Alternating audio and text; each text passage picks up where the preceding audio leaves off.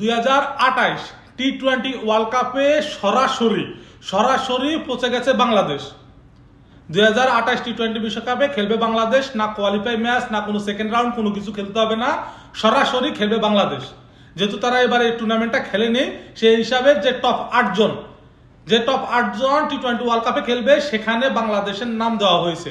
এবং বাংলাদেশ সরাসরি কোনো টুর্নামেন্ট, কোনো কোয়ালিফাই ম্যাচ, কোনো কিছু খেলতে হবে না, সরাসরি টি-20 ওয়ার্ল্ড কাপে খেলতে পারবে 2028-এ।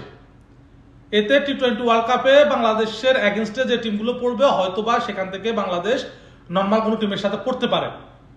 তো বাংলাদেশে 2028 টি-20 ওয়ার্ল্ড কাপ খেলাতে আপনারা কতটা খুশি?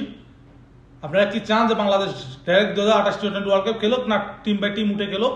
কমেন্ট করে জানাবেন। আর আমার মতো 2028 বিশ্বকাপ বাংলাদেশ যেহেতু যেতে পারবে, হয়তোবা ভালো কিছু করতে পারবে। তো ভিডিওটা ভালো লাগলে কমেন্ট, লাইক, শেয়ার করে জানিয়ে দিয়ে যাবেন। ধন্যবাদ।